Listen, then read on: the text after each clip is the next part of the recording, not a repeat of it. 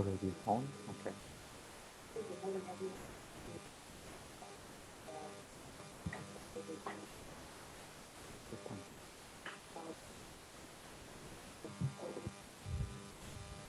This works.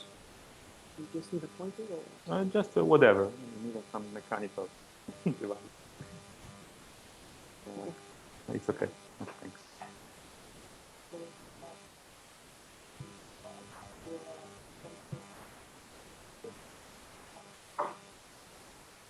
Okay, so thanks for the introduction, and first, good morning to everyone. Before starting, let me, thank the organizers, Andrea, Leonardo, and Jacopo, for giving us the chance to come here and enjoy this conference and the talk.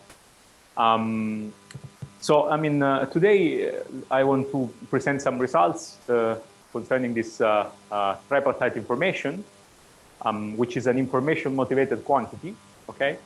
It's an information-motivated quantity. I'll discuss dynamics after consequences in integrable systems. So even though there is no dissipation in the title, the first part of the talk at least will be on dissipative, okay?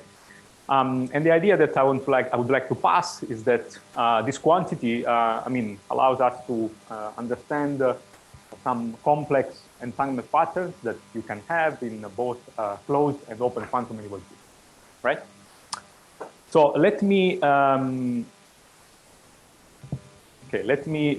violate one of the basic rules on how to give a good talk. So let me start in the middle of things. So I give you a model.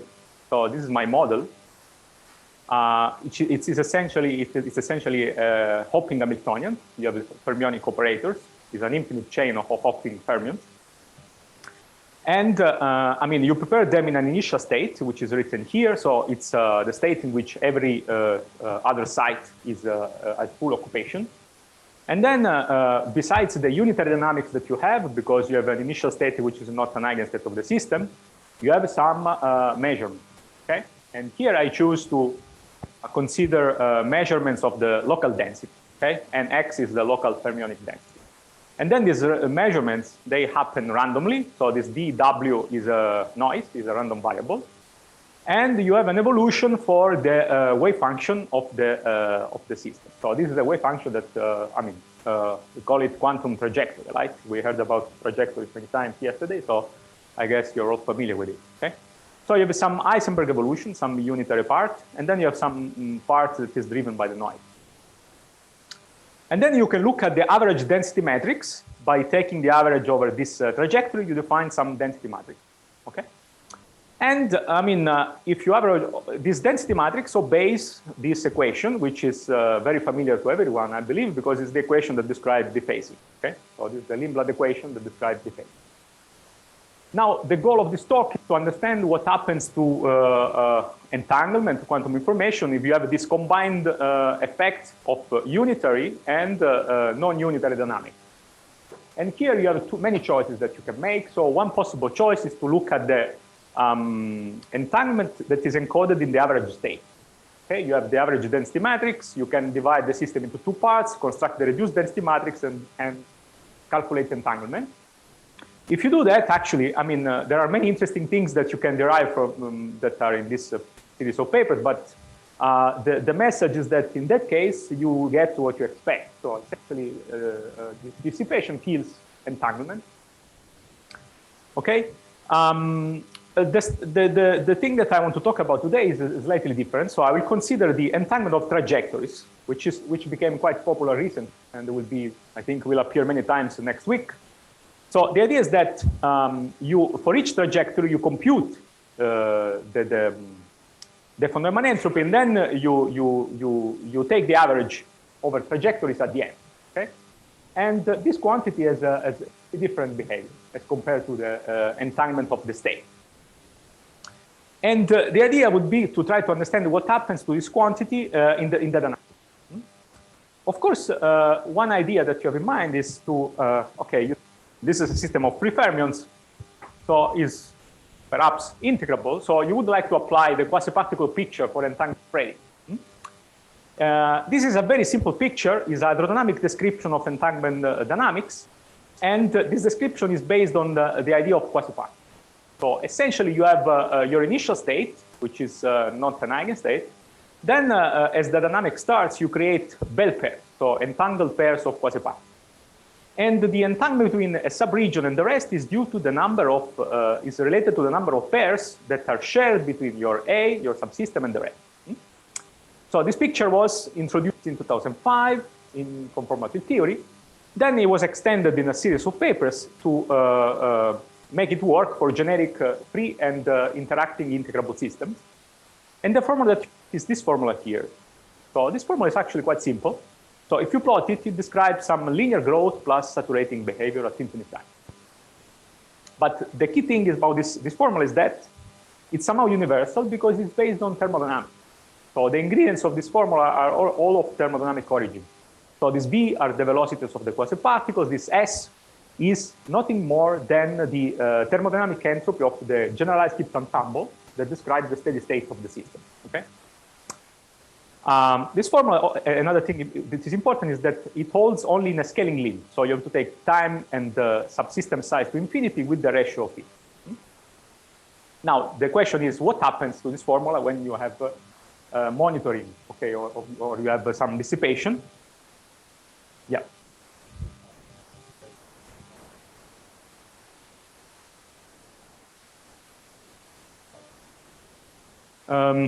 I mean, at this semi-classical level, the statistics for the particles doesn't enter anymore. So they are really like a classical object. The only place where the quantumness of the particle enters is in this initial correlation that they share, in the fact that they are entangled. But, you know, you can have either bosons or Fermi that are entangled, so it doesn't make a big difference. And in the S, yes, indeed. In the S is retains information about the statistics. Sorry. Okay. Okay. So what happens to this formula in the presence of monitoring of the density? Okay. Now, in 2019, one of the organizers came out with this nice paper, and they were proposing a generalization of this formula, which is written here. So the idea is essentially that when you have a dissipation, what happens is that you have two effects. So there is one effect here, which is to suppress entanglement. Okay, you see there is an exponential decay with time. But there is this other term here. This other term gives essentially takes into account that there is, due to measurements, a continuous generation of entanglement with time. Now, this formula is actually quite similar to the one of the previous slide. So if you look at this ingredient here, which appears here and here, this is reported here, and this is the same formula that you have in the previous slide. Now, what is the physical picture? The physical picture is that you have these bell pairs, they propagate, and then when you hit one particle with your measurement, essentially you kill it, and then instead of this particle, you create a new pair. So there is a continuous production of pairs with time. Now, this formula is actually quite nice. So I would have liked to come with this formula myself, but unfortunately, Andrea was first. So, okay. But now I show that it's actually, I mean, it's nice, but maybe it's not completely accurate. Okay. But still, you know, it's a nice formula. So, and it contains a lot of things that are correct. Okay. So. So, I mean, when we realized that there was this formula around, so we thought, okay, let's check it. So we looked at this model again, and then we look at the von Neumann entropy, and these colored lines are the numerical data that you can easily get. Now, this dashed line is the non-dissipative limit, gamma equals 0. And you see, I mean, at the level of the entropy, you suppress entanglement due to measurements. And then this black line here is this collapsed quasi-particle ansatz of the previous slide. I mean, you look at this figure and you say, okay, I mean, it's great. I mean, what's wrong with that? But actually, if you do a scaling limit, you see that the deviations between the data and this formula, they saturate as you increase subsystem size. They are tiny, but they don't simplify away as you increase L. So another cut you should make is that this plot is a scaling plot. So the formula of the previous slide has a clear scaling limit. So you have to take t going to infinity, L going to infinity, but then you have to send gamma to 0, because everything is a function of gamma times t. Yeah. Yeah, it's von Neumann of subgroup. This is the von Neumann averaged over trajectory. You can look at Rennie's. No. The cumulants of the entropy. Well, I mean, this can be investigated, but I think nobody did that so far. Yeah, it's an interesting question, and this is, for sure it's an interesting to look at.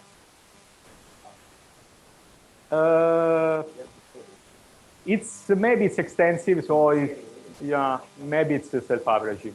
Yeah.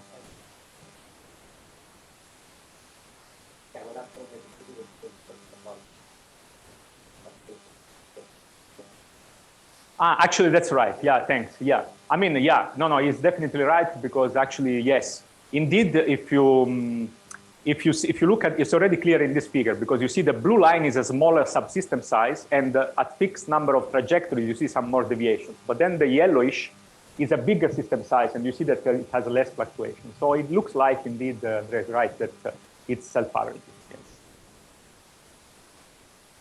The large deviation function, yeah, could be that. Yeah. There should be a large deviation function. Okay, so, okay, this is the entropy. Then if you look at the mutual information, actually, you can generalize the formula to take into account the mutual information, which measure the correlation between two intervals. And then you see that these deviations between the particle, the collapsed ansatz and the data become larger. So they are more visible. Here, I mean, I would say there is a clear scaling limit, but it's off. It's different from the formula. And another thing that you see the effect of measurement. So at infinite time, this thing goes to a finite value, because there is a continuous action of the measurements. Instead, if you don't have the measurements, this goes to 0. Okay? Or with the measurement, you keep generating fragments at infinite time, which I think is interesting. Okay. Now, okay, we were puzzled, so we don't know what to do. So we decided to look at a more sophisticated quantity, which is the tripartite information, which measures the correlations that are shared between the 3 different intervals, okay, at the same time. So this quantity is insensitive to the pairwise correlations between 2 intervals, but it accounts only for the correlations between the 3 intervals at the same time. And is built as a combination of this mutual information, okay, between different pairs of intervals. Now, this quantity is quite interesting, so it's called topological entropy for people who study topologically ordered states. In holographic theories, in high energy, you can show that this quantity is negative in holographic theories. And then it's usually, this negative value of tripartite information is usually considered a measure of quantum information scrambling. And it's also related to the onset of chaos. So if you don't have an integrable system, you expect chaotic dynamics. And actually, in toy models for chaos, for instance, random circuits, you can show that this I3 is negative. Okay, so if you use something that is called minimal cut picture for the expert, you can show that this I3 is negative. Okay, so let's take this quantity and try to see what happens here in monitored systems, and then you get this plot. And then you see, first, you get that I3 is non-zero. And this is surprising, because if you have pairs, you can only entangle 2 subsystems at a time, so this I3 should be 0. Second, you get that this I3 is negative, similar to as if you had chaotic, assuming that this quantity is a measure of chaos. It's not guaranteed. Okay, now, I mean, so question is, so we have three questions. So what's going on? Because, I mean, this is free fermions with, so what is going on here? And then to understand this behavior, we went back to the case without dissipation, okay? And then we asked these 2 questions. So first, how do we get non-zero tripartite information in integrable systems? Is it possible? And second, if it's possible, is it also possible to get negative tripartite mutual information in integrable systems? And now, to answer the first question, you realize that the ingredient that is missing is the thing that goes wrong is that we are only considering pairs, okay? So to get a non-zero signal for the tripartite information, you should have entangled multiplex. So, and this is possible. Actually, you can devise quenches out of equilibrium dynamics in which you create a multiplex of arbitrary large number of quasi-particles. Okay? Now, if you want to generalize the quasi-particle picture to take into account this situation, then essentially the idea would be that the tripartite information gets a contribution whenever this, the members of the multiplet are shared between all the subsystems and also with the rest of the system. Okay? Whenever you have this situation, this gives a contribution, okay, to the to I3. Okay, now, I mean, you go, if you know a bit the literature, you realize that, I mean, these entangled multiplets, they have been already considered, for instance, in this paper in 2018. Okay, so, I mean, they consider this model, which is the XX chain, and then you can realize that if you take this class of initial states, essentially you can get arbitrarily large entangled multiplets, okay? So, for instance, this state give entangled triplets, these quadruplets, and so on. A kind of special because they are classically entangled. What I mean by that? I mean that for each member of the multiplet, you can define a set of occupation densities, rho j, k is quasi-momentum, and then these densities have to satisfy some constraint, which is classical. There is a constraint which is given by the fact that the density of fermions is fixed. And then if you want to generalize the quasi-particle picture for these states, essentially, if you have a certain, if you want the entanglement entropy of an interval A with the rest, you have to count, you have to take the quasi-particles that are within A, you construct these sum densities, and then the entropy contribution, the entanglement contribution is the thermodynamic entropy constructed from this rho in, okay? So if you have this classically entangled multiplets, there is still a strong link between thermodynamics, which is encoded in these densities, and entanglement. And in fact, with our students Fabio in Pisa, we sat down and we managed to prove that for this class of states, this I3 can be only positive, okay? And this is how the proof goes. It's actually quite simple. So if you want to build a quasi-particle picture for the I3, you get a formula like that. So you have an integral over quasi-momentum, you have some d, which is essentially counting the number of shared members of the multiplet, and then you have this tau 3, which is the contribution of the multiplet to the tripartite information. And this tau 3 is expanded in this form, so it's a combination of entropies, okay? Here, this SB means that is the contribution when you have in your subsystem only these particles that are labeled by this indices BI, okay? Now, in the generic case in which you have AI particle in A1, BI particle in A2, and CI particles in A3, you have to build these densities here, A, B, C, and then the tau 3 becomes this simple function. Okay? Now, this simple function essentially vanishes boundaries, okay, of the allowed domain for the function, which is when either B, C, or A is 0, 1, okay? And then it has a unique stationary point in between where it's positive. So unique stationary point, it vanishes the boundary, it can be only positive. Okay, so for any state of this of the form of classical entangled multiplet, this I3 has to be positive. Okay, fine. But then, okay, we found a way to get a non-zero signal for the tripartite information. Now the question is whether we can get negative tripartite. And then you have to squeeze a bit your brain, and after a while you realize that you can take the same model, you can take this initial state, okay, which is up, up, down, down, and then you can show that these states produce entangled quadruplets. You get the same formula as before. Now you have D1 plus D2, okay? This tau 3, however, now, which is an important point that I want to stress, is not related to thermodynamics. So you cannot make a direct connection between this tau 3 and the GG that describes the steady state. And if you plot this formula, you get that I3 is negative, okay? So you get a negative tripartite information. Now this red line is the formula. That's its results. And you see in the limit, they apply the formula. Yeah.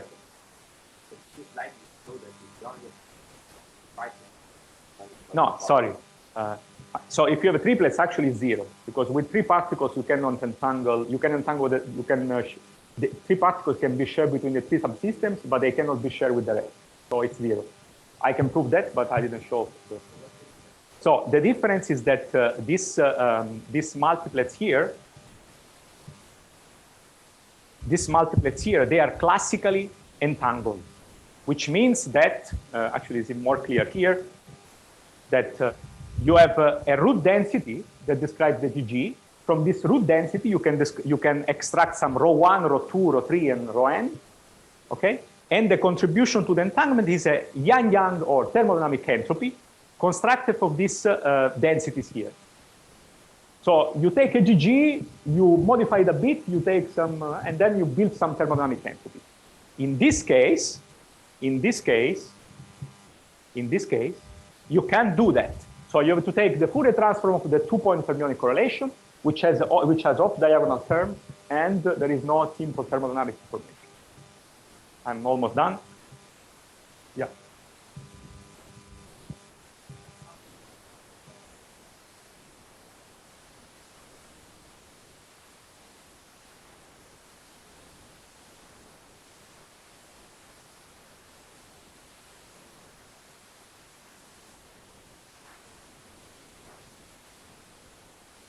I mean, here there is no dissipation. Okay, yeah. Now I'm back to the case with, I want just to show that in integrable systems without dissipation, you get I3 negative. Then what happens with the dissipation? Well, there is a scaling limit, but don't forget that I'm taking the weak gamma limit, because it's the only sensible limit that I can take. Because the formula of Andreas scales, it depends only on gamma times t. So if I want to make a scaling plot, I don't have many choices.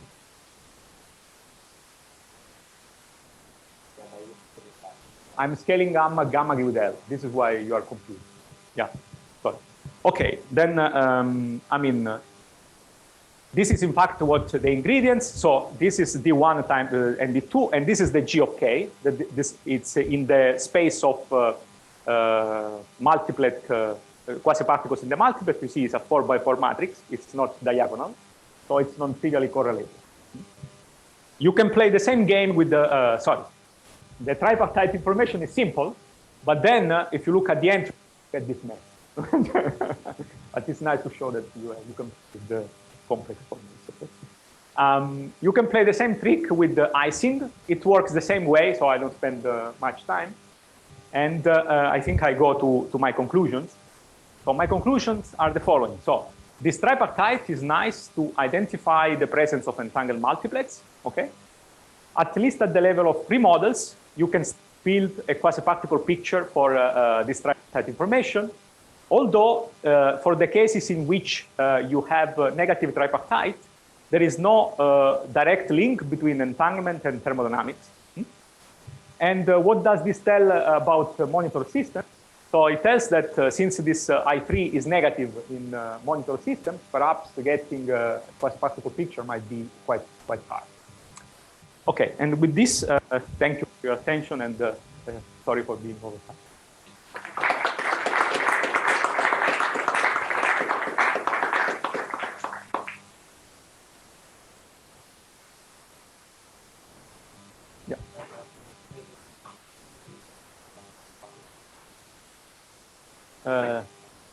Yeah, that's a good question, but I guess it would. Yes, I guess it would depend, but we didn't investigate that.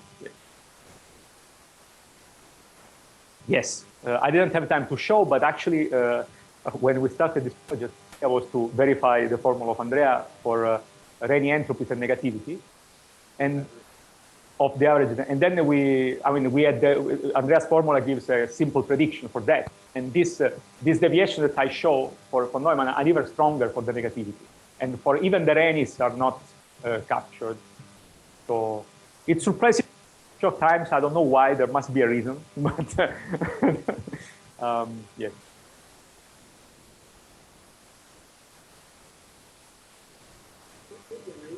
Mm-hmm.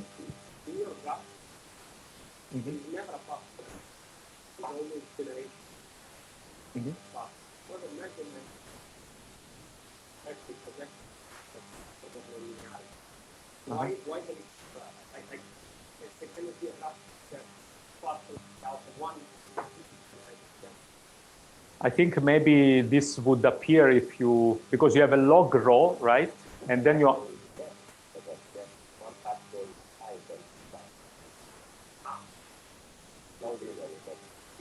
it's not, yeah.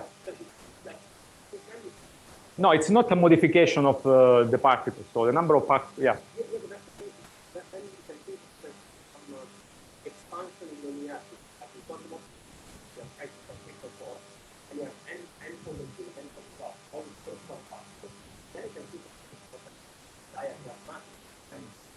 I think maybe something like that maybe would appear. So the point here is that you have this average of the row log row, and then I mean to do things properly, maybe you should consider first the cumulants of row, and then this would give some. But this is very hard to do analytically. So yeah.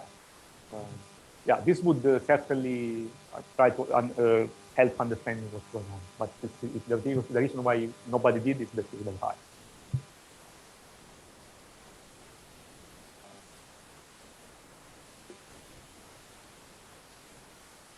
Mm-hmm. Mm-hmm. Yeah. Mm-hmm.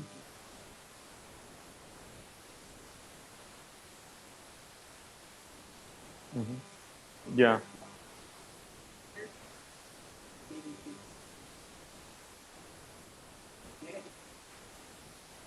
It's always very small. That's a good, yeah, both in, yeah.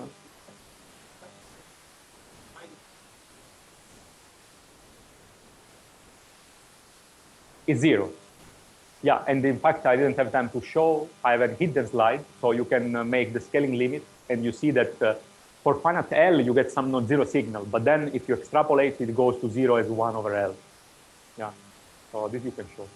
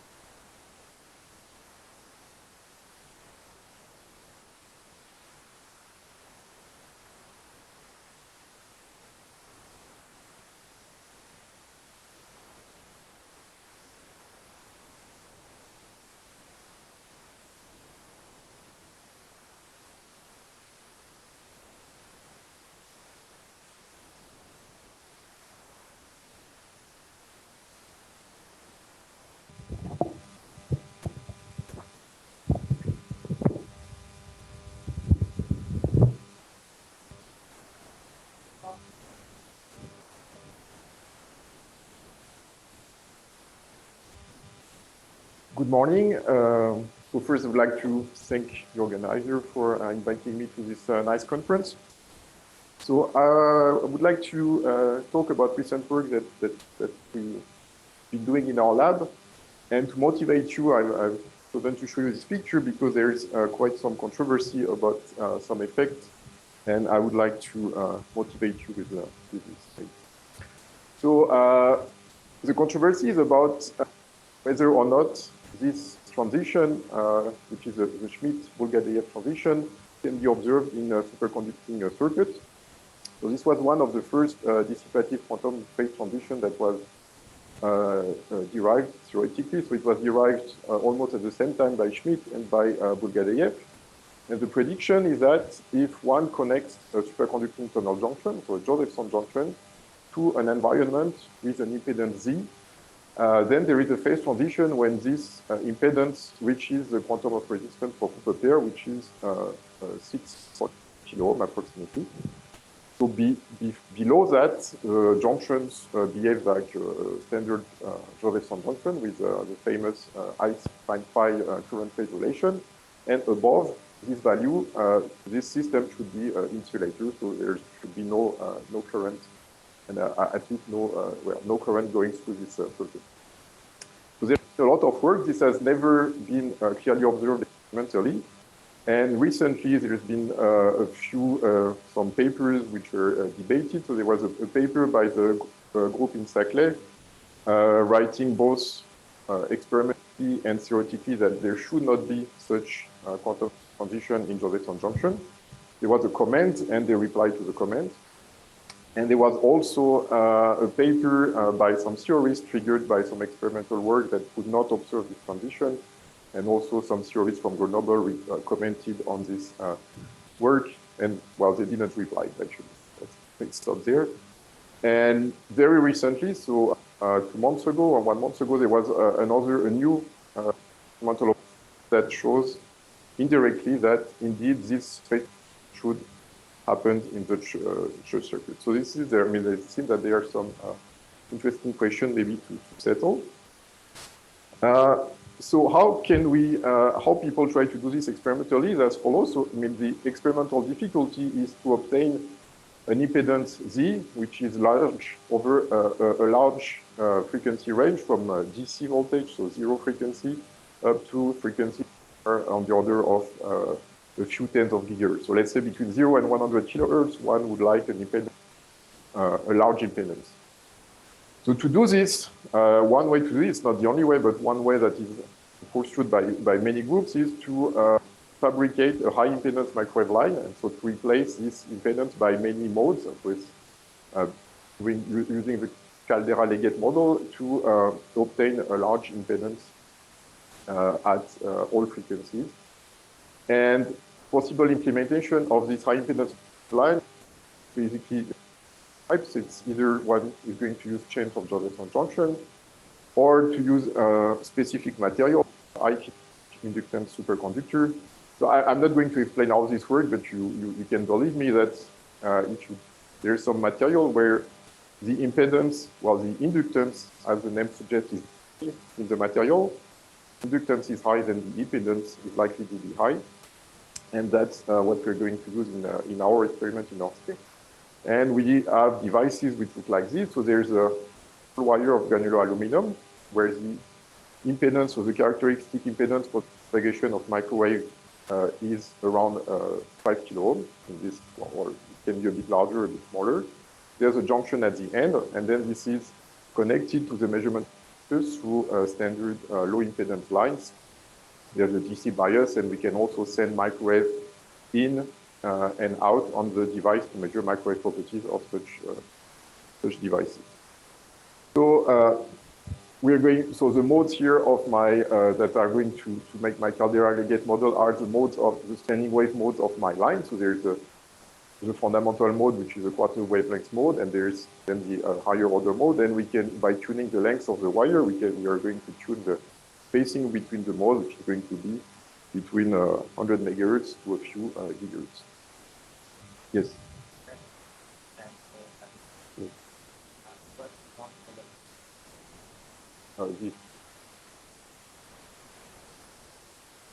I know it's a continuous medium. It's a continuous medium. So it's a piece of propagation line. So or if you actually don't think about lumped elements, think about it as a Fabry-Perot, and you have standing wave modes that appears, and these are the modes that are.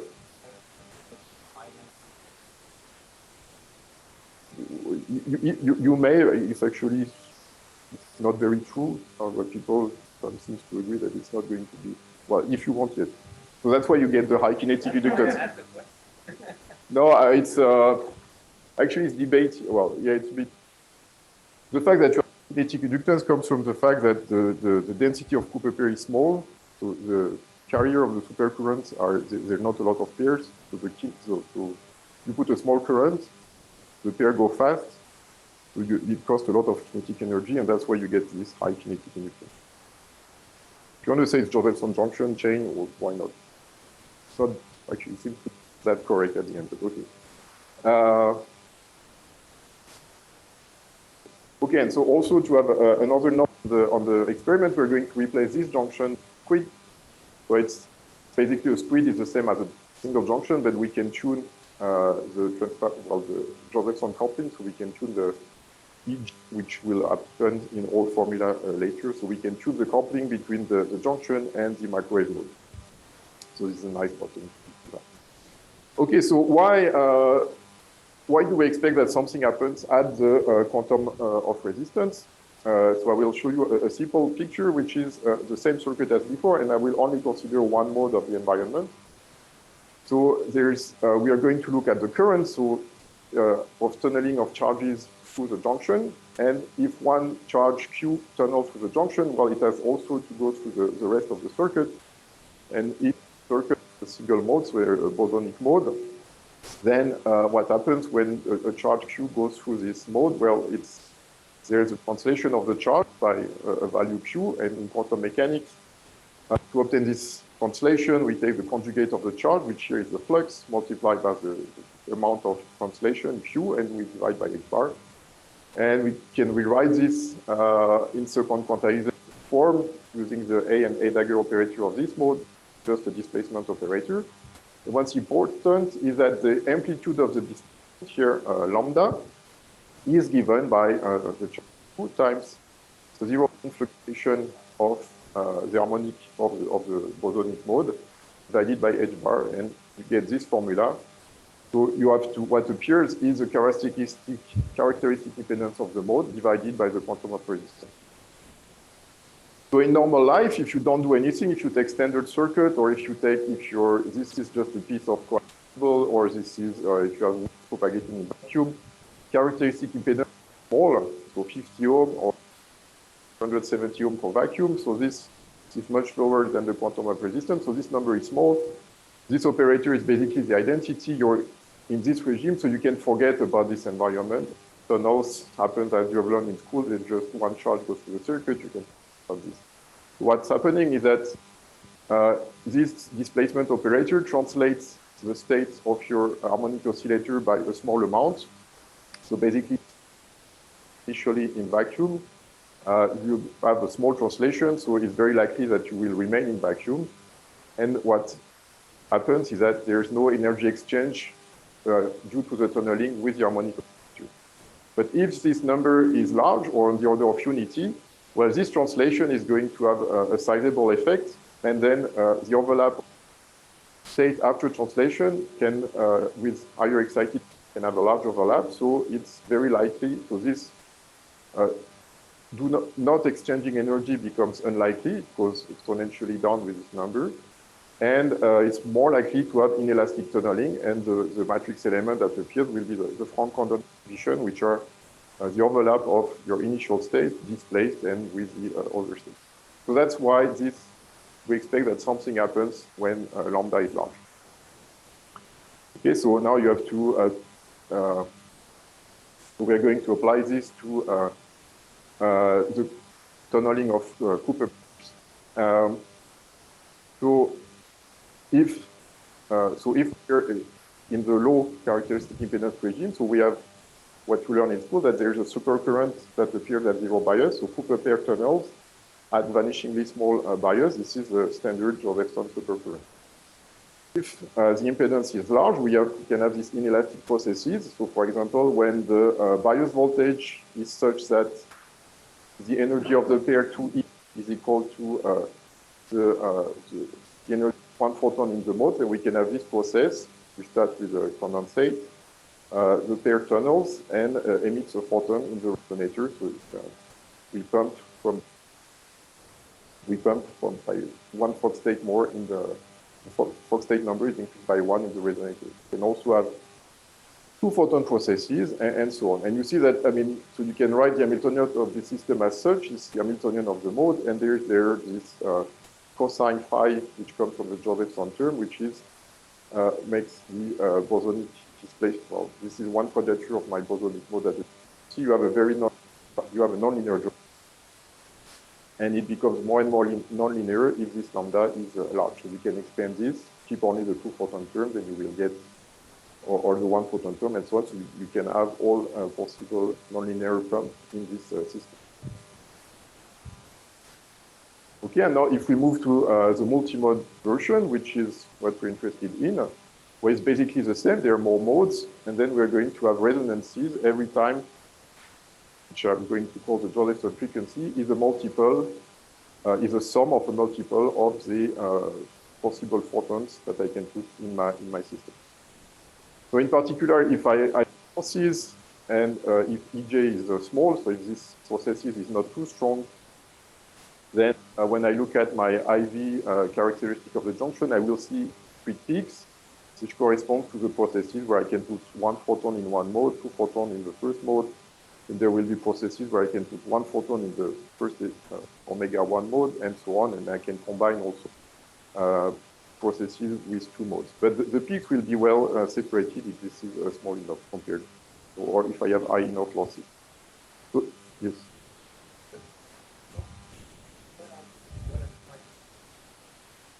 The circuit is driven by the DC voltage. Ah, okay. Yeah, there's the V here. Okay.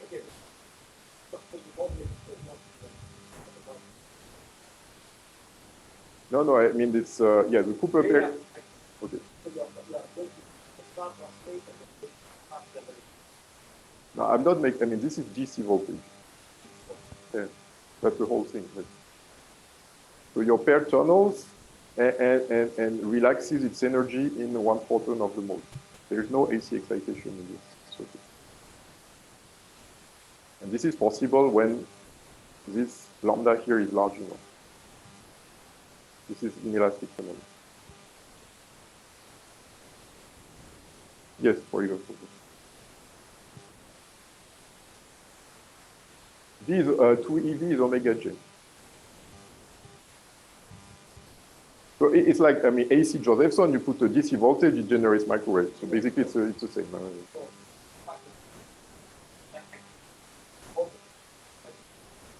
Yes. Okay, so there's been, well, so the fact that these inelastic processes are going to change the IV is well known in mesoscopic physics, it's been observed many times. What was less observed is the fact that, well, can you observe the photons that are created by these inelastic processes was a bit less, I mean, was observed also more recently and was mainly done in the Saclay group, particularly by Fabien Portier. And this is a picture, so these are experimental data, where you see the bias voltage, and here it's not the current, it's the number of photons that you can measure in the lowest frequency mode. So again, so I have this system with many modes. I look at the one which is the most red, so the lowest frequency. And when you scan the bias, you see these peaks, which, as I explained, correspond to processes where 1 pair tunnels and gives here K photons. And they could show that this is actually what happens by measuring the G2 function of the light in the picture. They could show indeed, if you take the K equals 3 peak, you obtain what you would take for the statistic of photons that are created 3 by 3. In a regime where the resonator goes back to a vacuum between 2 tunnels in event, so there's a nice master equation that explains these processes. The theory was done mostly at Ulm, and of course, this matches perfectly the experiment. Okay, so now in Orsay, so what we do, we start from this limit, which is well understood, and we crank up, we're going to crank up this term, the coupling between your photons and your nonlinear drag. So we can do that by changing the flux to the squid, which is going to change EJ at the end, and this is what we observe. So now, So on this axis, this is the flux to the coil. So we are changing EJ. So here EJ is small, then becomes large. We see a lot of emission peaks, and it's small again. So there's a crossfire modulation of EJ. At the same time, we can record the current. And what we see that when EJ is large, we see this huge number of resonance peaks when we look at the emission in the first mode. And we also see a lot of current peaks. And so, well, we are definitely not in this regime anymore. So I show you this in a bit more detail. So this is the same data as before. Here we look at the emitted power at the frequency of the first mode. So the Saclay limit is the blue line at the bottom. You see that we see a few peaks. And we have emission maybe with 1 photon and 2 photon processes. Okay, maybe the 2 process is a 3 photon process. But when we increase EJ, we see that there's this forest of peaks that appears.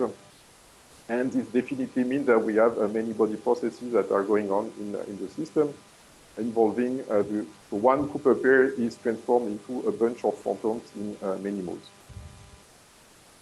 Okay, just to show you that we see the onset of nonlinear the zoom. Okay, it's still the same data, but it's a zoom around the small EJ region. So again, the blue is the lowest EJ, so it looks like Saclay data. There's a few peaks. We understand what's happening. And when you crank up the EJ, you see peaks are growing more and more. And you also see in between peaks, you see a small peak that appear. And these small peaks are higher order processes where actually here what's happening is that it's 2 Cooper pairs that tunnels and give some number of photons. So we see again some higher order processes. And it's very clear because if you look at how this, so now we can follow the intensity of this peak as a function of EJ. And when we look at multiple, so first order processes, so 1 Cooper pair is P photon, the emitted power basically grows linearly with EJ at small EJ. And when we look at higher order processes where it's 2 pairs are involved, we see quadratic behavior, which is a signature of the fact that it's a higher order process. And we have this nice alternance between here, so it's your second order, first order, second order, first order. So 1 pair, 2 pair, 1 pair, 2 pair gives a given number of photons. So here, for example, I have 2 pairs giving 7. So, and at higher voltages where we have, so here it's, I mean, we are, so the energy of the Cooper pair, 2eV, is many times, 100 times the energy of the photon that we are observing. So here, there are a lot of modes that are involved. And in this regime, at high voltage, we see a threshold-like behavior of the emission as a function of EJ. So that's something we don't fully understand, but that's what we observe. So we can also observe the current. And what we see here, it looks very noisy, but actually not noisy is just due to finite size effect because our Caldera Legate model doesn't have that many modes, so we don't have a smooth curve. So we were a bit annoyed by this because this looks a bit complicated. But actually, we discovered that our colleagues at Grenoble, so in the group of Nicolas Roch, were doing actually experiments which are very simple. They managed to build a microwave line with much more dense spectrum of modes, so they're closer to an actual Caldera Legate model. And then they observe this nice smooth curve for the current through the junction. And if we smooth our data, well, you see that we observe exactly the behavior. So it seems that there's some universality here. So actually, it's a bit remarkable. I mean, we didn't talk to each other, and if you look at the green curves, they're basically exactly the same voltage and same current. I think it's a small miracle, but that's good for us. So the question is now, okay, so if I put my wire to infinity, what is the limiting voltage characteristic of my junction? So I think it's this is my last slide. So I think this is a well-posed problem for the fine theorist audience that is sitting here. So this is a boundary sign Gordon class of problem. It is, as you prefer, so a continuous medium. So I have my flux or my phase over here. So this is going to be give some harmonic mode. And it's coupled at the end of the line through an impurity with my junction, which is going to make this coupling here. So here, epsilon is my Josephson energy. rescale, and there's a drive, and there's a coupling between, so that's a flux that is generated by my mode at the end of the chain. So this is fully equivalent. And well, in the experiment, we have losses, so we arrive at a problem which is a driven dissipative quantum impurity problem. So we've done some numerics, so we use truncated Wigner approximation.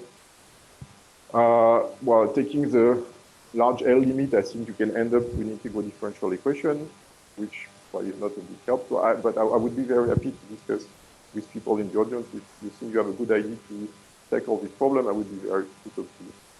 And to link this with the Schmidt-Bulgakoff model. Okay, to conclude, I just want to thank the people who did the experiment. So this was mostly done during the thesis of Gianluca Aiello, who is here. Then there's another PhD, Ogden, which is continuing on this project. And in the permanent group, there is Marco Aprilli, Julien Gabelli with here, and Julien Basset, who are working on this experiment. So thank you for your attention.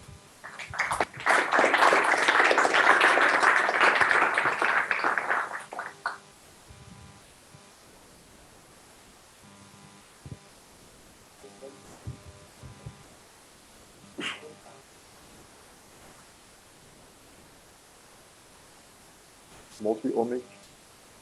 Yeah. We could design this actually with the circuit. We could choose. I mean, if some theories tell us that we prefer some field state, we can do it. But for the moment, I mean, the natural one is omic.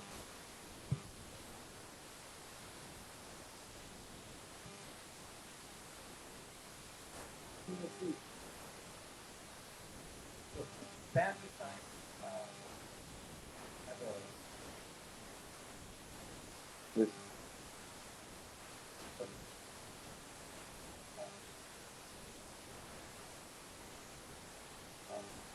No, you can very much forget about that. So it's very well approached by just standard microwave propagation.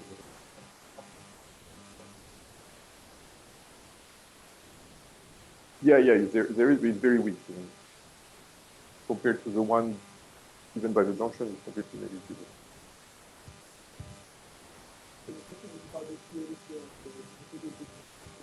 Yes. Yes. So Grenard, it's condensed matter physicists, so they do I don't know. I don't understand what they do basically. They do Gropper normalization while they do more advanced theory than my poor quantum optics. Well, actually, so the only approximation you need to make the truncated Wigner is to say that, so you see, you will have displacement operators. Basically, your cost is going to be displacement. So if you displace the Wigner function by lambda, and if lambda is small, and if I can make this approximation, then actually truncated Wigner becomes exact. But when lambda is large, it obviously is wrong, and then I have some error in my yes, in the numeric set. I have a problem with vacuum, so I see in my numeric that I start to generate photons and current without drive. So there's a problem somewhere in the semi-classical approach.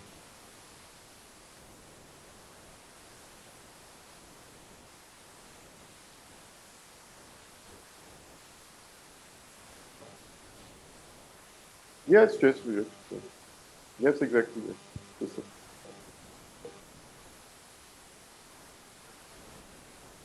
Why it's the same? No, I mean, you have the same matrix element that appears. Yes. No, it's very connected to, I mean, Lambdica, well, you have to conserve momentum. Here you have to conserve charge, but it's, you get the same physics.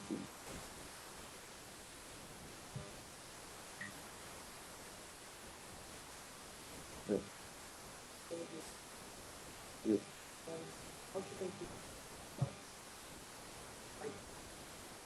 No, I mean, we don't understand why the peaks appear so high up. So what is easy to understand is, okay, let's go back. So you can easily understand this regime. So basically, you compute your matrix element. You see number, I mean, the one that connects 0, I mean, ground state to sweep the third fault state is the highest, and you get the peak, which is maximum at the highest. Your third peak is the highest one. But then your matrix element, they do not change when you change VJ. They stay the same. And you see that gradually the emission shifts to higher and higher voltages. And that basically, that's because actually you're not this, your next tunneling event comes on the background of what happened before. So you do not lose photons between two tunneling events. So you build up a complicated state in the resonator. And you're tunneling on top of that. And because of the nonlinearity, it seems that, well, it becomes really more and more efficient tunnel at high voltage. And then at some point it drops. Yeah. So at some point I don't really. At some point it's processes of such high order that it becomes. So it's what gives you voltage of the maximum of emission.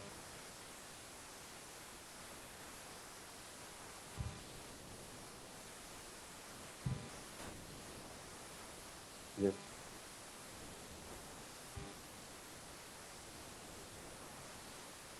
Yes.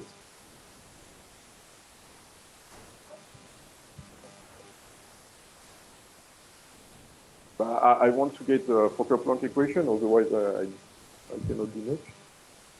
To get the Fokker, so I have an exact equation of the Wing function, but I cannot solve it.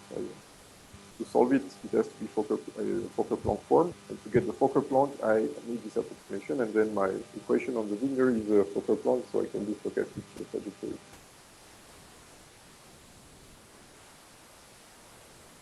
But this is, when lambda is large, it's obviously wrong, so I'm missing something. But this is a 1D model, almost integrated body.